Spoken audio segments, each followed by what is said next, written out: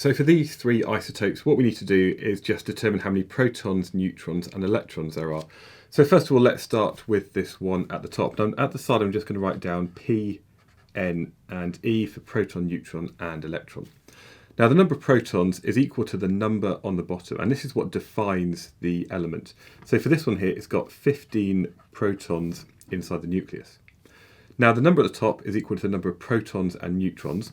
And so to work out the number of neutrons, it's just this top number, 31, take away 15. And we don't even need a calculator for this. This is just equal to 16.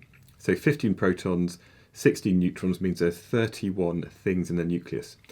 And for this one here, this is just a normal atom, and that means the number of electrons is going to be the same as the number of protons, which in this case, again, is 15. Now for the second part, I'm going to write down P, N and E.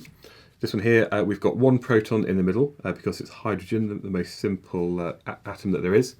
It's also got three things in the middle. So this is an isotope of hydrogen. Normal hydrogen just has one proton in the middle and nothing else.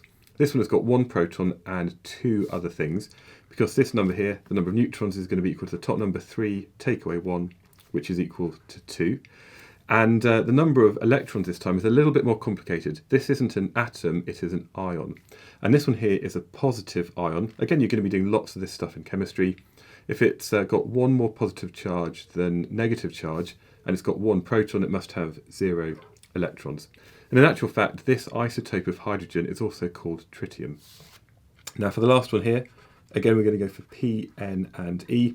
And again, it doesn't really matter what element this is, it's just a case of looking at the numbers. This one here has 39 protons. We then have 89, take away 39 to give the number of neutrons. And this one here is equal to 50.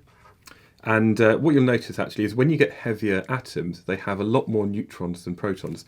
Things which are quite light tend to have a fairly even number of protons and neutrons, but heavier elements have a lot more neutrons. And that kind of spreads apart all of that positive charge.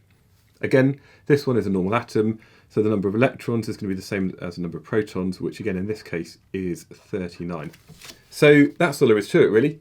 Just a case of looking at the numbers, some very simple, straightforward addition and subtraction, and that then allows you to work out how many protons, neutrons and electrons there are in these atoms.